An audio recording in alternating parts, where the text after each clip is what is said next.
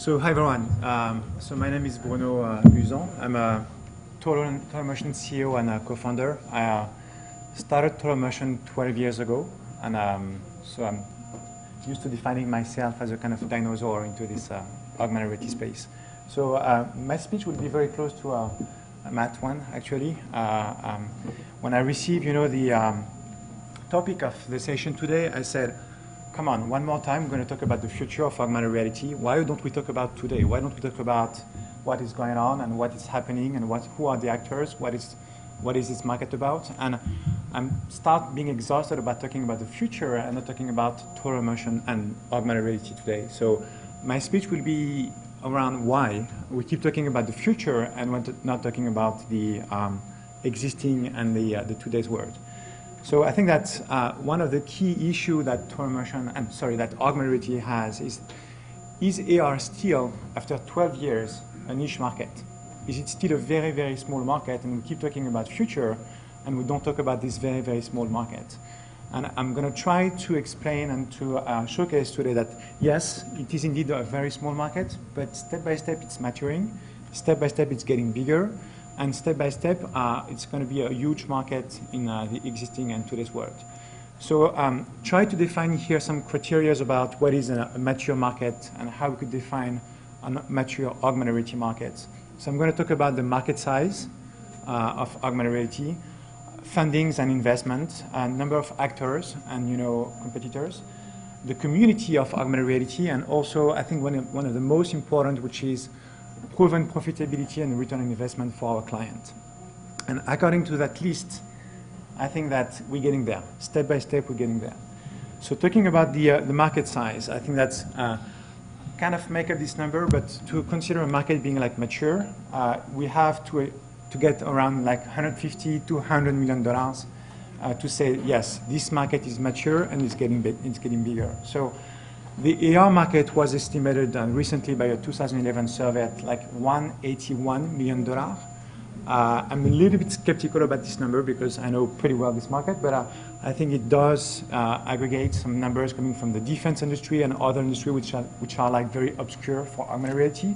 But nevertheless, yes, it's getting there. I think that if we aggregate all AR companies doing business, we're not talking yet about $100 million company revenues, but I think that it starts to be significant numbers, and that's why we start getting traction on the market. Talking about fundings, you need fundings and good investment to get a very mature market.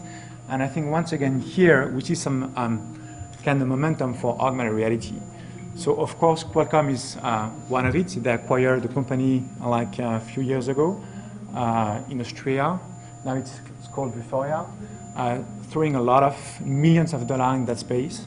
Intel Capital invested into LiDAR and Total Immersion. So indeed, Intel is more and more interested into augmented reality. Matt mentioned about Microsoft with these Google glasses. We are talking about millions of dollars being spent into augmented reality with the Kinect and the Google glasses, and also HP acquired Orasma like a few years ago or a few months ago. So it shows that, yes, we start seeing some dollars being thrown on that market, which is extremely important to get this market as mature as possible. We've been lucky, Total Immersion, to get to receive funding like a long time ago, in 2001, 2006, and 2010. But indeed, we won't have competition, we won't have a real market if we don't have real dollars being thrown into this market. Growing numbers and actors of actors and competitors. Well, if you just take a look at the brochure of augmented reality, when I started Total Immersion 12 years ago, we were the only AR market in the world. And then the second one was augmented reality solution, which is now Metaio. And then we started seeing more and more, but I have to say that over the past 2 or 3 years, I have never seen so new competitors joining this market. So it shows that we start getting also here momentum, that we start getting like more and more actors spending dollars, starting company around augmented reality. And once again, that's a fact for Total Immersion that this market is step by step maturing. Talking about the community, well, that's the third ARE event today. So we start seeing more and more like attendees, more and more blue chips companies joining this kind of meeting. And I think that's a good sign that, once again, we start getting good momentum. And also a growing community of developers. I think that's one of the big changes compared to this year and last year's, is a lot of AR companies started to release some free SDK, including Immersion. Liam is doing the same. Metaio is doing the same. So we train here to get momentum with outside developers, how they can start using augmented reality tools and start building by themselves augmented realities. And honestly, we see some good numbers over there. I mean, regarding Immersion, where you have to add actually diffusion and Satch. Satch is the way our product is being spelled in Japan. We start seeing a lot of developers using our solution, testing it, deploying some AR solution by themselves. And I guess that's exactly the same with Leia, and also the same with other than Metaio. And I think that it's a good sign when you start seeing a lot of developers acquiring a company, acquiring a technology, and then starting to digest it and to start doing by themselves AR solutions. So more developers sustain the market and show that this market is maturing today, and it's not only about the future. And I would say the most important for Immersion today is proven profitability and return on investment. If we don't have return on investment, there is no market. And I think that's one of the most crucial things here is to show that step by step also it's maturing. So first of all, satisfied end users. I think that most of AR company did the same mistake, focusing on just the client, which means like the agency or the magazine, and not focusing on the end user. And I think that Matt just mentioned, it starts to be crucial for every AR companies to work on end user satisfaction. If we don't have end user satisfaction, then the experience is gone, and there is no AR experience anymore. And Immersion, we spend more and more time before we start working on a project to making sure that we'll be far away from gimmicky application and working on a concrete return on investment for our client. I have to say, and I'm sorry, Martin, that I'm a little bit skeptical with magazine, because we did a lot of AR magazine, and it stays gimmicky. You don't need a magazine to unlock augmented reality. I don't see the connection between magazine, a printed magazine, and augmented reality. So maybe you're going to find your way here, Martin, but we tried several times. We did a lot of AR brochure, and honestly, when a client is coming to me and asking for an AR brochure with a 3D object, we don't do it anymore. We don't lose our time doing some AR solution where we don't see the connection between a true interactive and emerging experience and AR. And I think that's crucial. If you start having some good end user satisfaction, then you start getting good metrics. And most of AR companies and most of should focus on metrics. We have to start showing that we start getting good metrics with our clients. I mean, that's crucial today. I mean, most of the meeting I do, they are asking for metrics. And if I can't share metrics, so they are not going to move forward on augmented reality. Because when you have good metrics, then you start getting satisfied clients. And when you have satisfied clients, you start getting repeat business. And I can challenge every AR company here in that room, what's the percentage of our revenue done on repeat business? Thomas? Veredo? You are not listening, okay? I got you. So yeah, I mean, most of the revenue we are doing today, the percentage of repeat business is extremely low. Which is, I mean, we can't work and we can't build an AR market just with one-shot, gimmicky application. Or step by step, we can decrease, and then the revenue will start decreasing, and then it's going to be gone. We won't have any AR market anymore. So repeat business is one crucial to start getting, very good revenue for a company and showing profitability for a company like Immersion, and then getting to a market maturity. To me, that kind of progression is crucial to transform this kind of gimmicky AR market to a profitability return on investment AR market. And this is where Immersion is really focusing today. So I just wanted to illustrate my speech with 3 examples. One is a very negative one, and of course I will conclude with two positive experiences. So the first one, I'm going to talk about a very tech-oriented application with a very limited success and disappointed clients. So this is the way it happened. In 2011, a big a production company came to us. We have $1 billion movie coming out. We'd like to do augmented reality on a phone. We said, yes, let's do it. We built an AR application for $70,000, which is a pretty significant amount of money to build an AR app. Big failure. And I don't know who asked for call for action, but big failure. Why? First of all, the end user experience was extremely poor. So you do it once and you don't do it again. So you remain being a very gimmicky and wow application. That's it. The end user was not educated. I'm now sharing that with all the clients we have.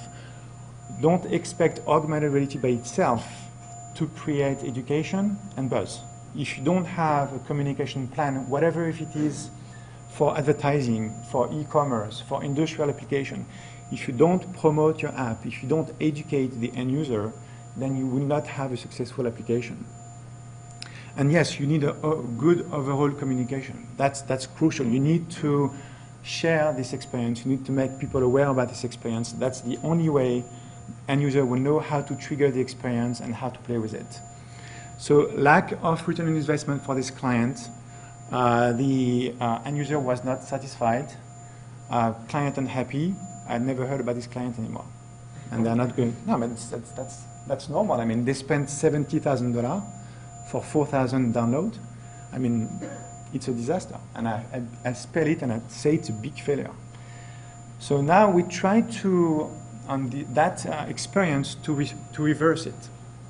So in 2011, Total Immersion, we decided to say, okay, let's build a good AR experience.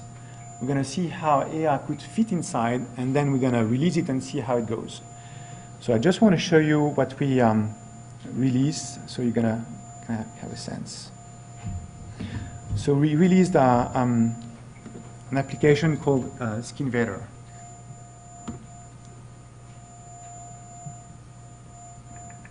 Hi, my name is Bruno Uzzan, and I am Total Immersion CEO. That's a company that I co-founded and co-started in 1999. We are the pioneers of augmented.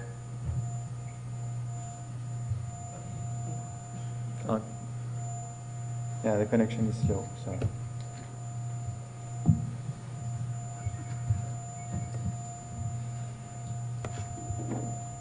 Of augmented reality, creating magic and sparks into an experience. Augmented reality is a... Okay, so here basically while it's like loading, what we did is like we developed a game for kids where they're going to use their face. And their face is the way where their face is going to be the battlefield for a game. Augmented reality brings interactive virtual elements. So we totally reverse it. We say we need to build an application. We need to build an application where the kids and the user is going to be getting, first of all, getting fun. He wants to come back and to compete with its friends. And more importantly, where we're going to create a very huge interactivity between the user and the experience. So here what we did is like we used an iPad. You can see your face, we're tracking your face, and then your face is becoming the battlefield, basically. And really, when we started working on that application, we were thinking about we have to put augmented reality away and just thinking about content and end user satisfaction. And here, that's the result we got. It's not like a huge number, but we got like 50,000 downloads, which is, I believe, one of the most powerful AR game outside. Not the best one, but one of the most successful one. Excellent reviews. I mean, most of the reviews were really saying that the first time I started seeing this technology was a concrete, interesting business case in terms of gaming. And then what happened for Total Immersion? We got a contract with Samsung. They wanted to have this application working on an Android store. And we are currently developing this application for another company, rebranding it, slightly changing the content, but based on the same technology and the same application for a $300,000 contract. So it shows here that when you start thinking about end user and you start thinking about augmented reality, well, the value that you can get out of it can be much bigger than just thinking about an AR technology. The next one I want to showcase very quickly, because I know that Marie will talk about TriLife in a different panel, is what we are currently developing with what we call TriLife. So let me show you what we have here.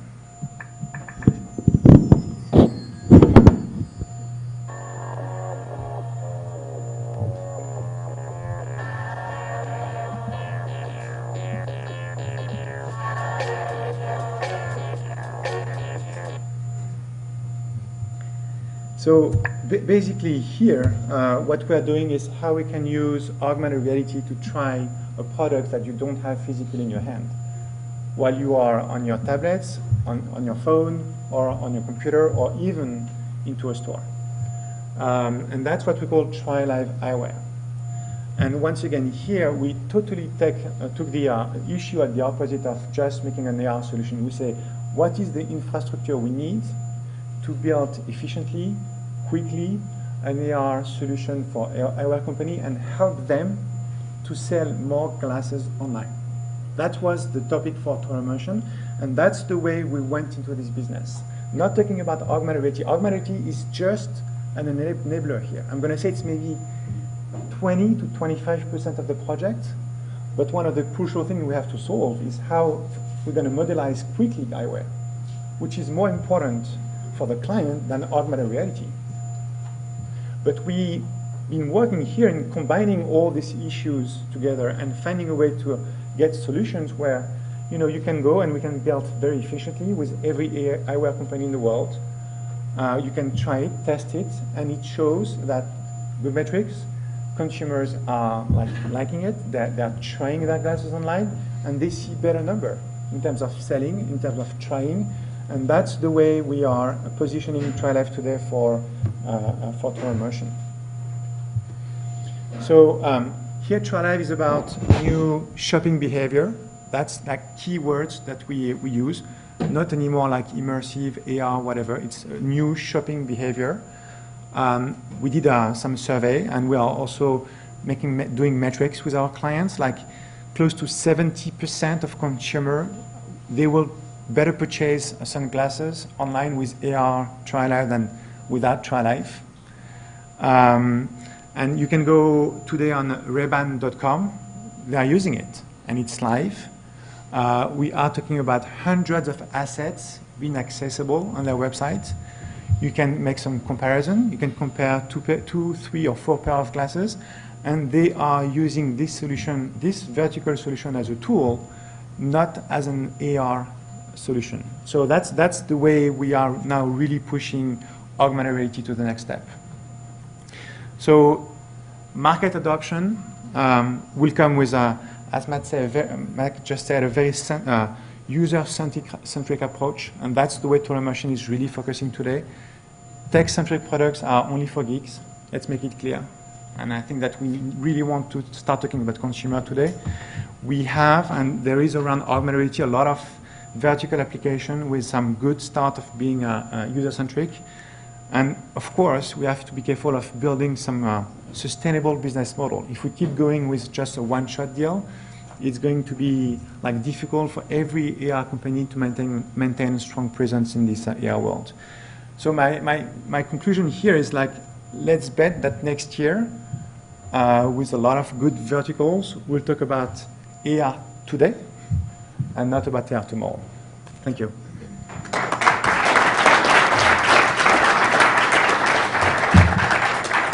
We've got just a couple minutes left here if anybody has any questions for Bruno. Yeah. As you guys are rolling out your SDK and a lot of the other providers, it's kind of a question for the whole panel. Are you guys tracking any metrics as far as successful companies building applications using report that highlights who is actually building really good applications that are making money, so that we can kind of like have this positive feedback loop so other people will also try to build more applications? So at least for Immersion, and I will let the other answer, we have a community website, so we can track how many developers we have, what are the main topic, what kind of commercial application they are pushing, and they need to get a tattoo out of the experience. So we have a watermark when they release and they are experienced with our solution. So they need to remove the watermark so we know when someone is pushing a commercial experience. Talking about metrics, I don't want to tell you like we have millions of AR solutions outside, but I'm going to say that we start seeing some good AR solution that we even haven't thought about being built by others. Is it a big market? No. Is it like an investment for Immersion that we needed to do because we know that there is a ton of developers outside which are getting some very good ideas? Yes.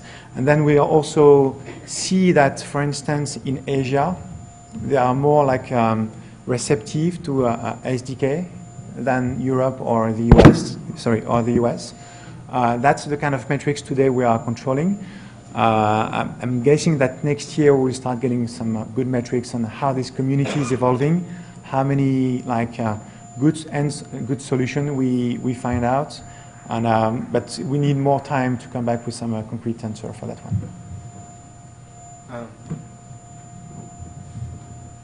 So as far as layers concerned, with numbers, we publish everything we can on our blog, and especially not just what we do, but also what our community does of our developers.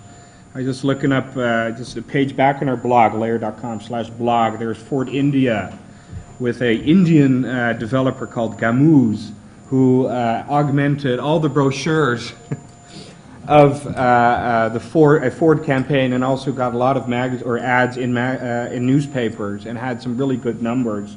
Among them, over 4 million people who saw the ad, and thousands of people have used Layer to scan and experience what they wanted to share. And maybe actually that's a point of correction, because for us what we do is we do not do complex 3D stuff in magazines, just simple to understand stuff, like video, like buttons to get more. So it's a little bit different, or direct commerce. So anyway, yeah, just look on our blog, and we publish there everything we have as soon as we can. Yeah, my answer will be brief. I mean, you can go on our blog, we publish all the metrics we can. Our focus is much more e-commerce now, so we have a very detailed analytics that ties into any e-commerce platform or retailer. So we take usage stats, and we get everything from conversions, add to cart conversions, to if we need to go to checkout. I will be going over usage results from the Barbie case study later today. So if you want to get some stats and usage on a brand engagement campaign. Any last question?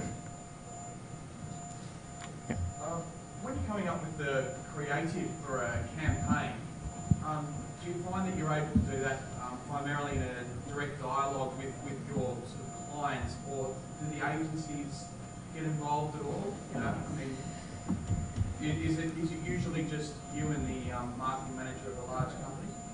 So we're working a lot on advertising campaigns. We delivered over the past 2 years 1,200 AR campaigns. Most of them are being done with agencies like Omnicom, WPP, Interpublic Group, whatever. I mean, they are the one bringing up some new ideas to brands. And so we, in order to address this market, we slightly built a team to match their needs and expectation. For instance, we are highly involved in the creativity. I think that, as I said, if an agency is coming to me and asking for an AR brochure with a video, we don't do it. Done. I mean, go with someone else. I mean, we know by advance that the client is not going to be happy, and usually it's going to be a wow effect, a gimmicky effect, and then no more. So we are really trying to educate, the agency about what is working, what is not working, find out some good interactive story that could make sense for the brand. And so indeed, we do have some creative pre-sales within the team. We have some project manager. We now also control metrics. After every project, we have like a metrics document which is being like shared with the agency so they can share it with the brand. That's the way today Total Immersion is like deploying our solution in the marketing and advertising market. Okay, I think we have to wrap up this session here, but we're taking a half-hour break, and we will be back here at 11:30 for AR and Crime panel with Captain Joe Rampolla, author of AR Dirt.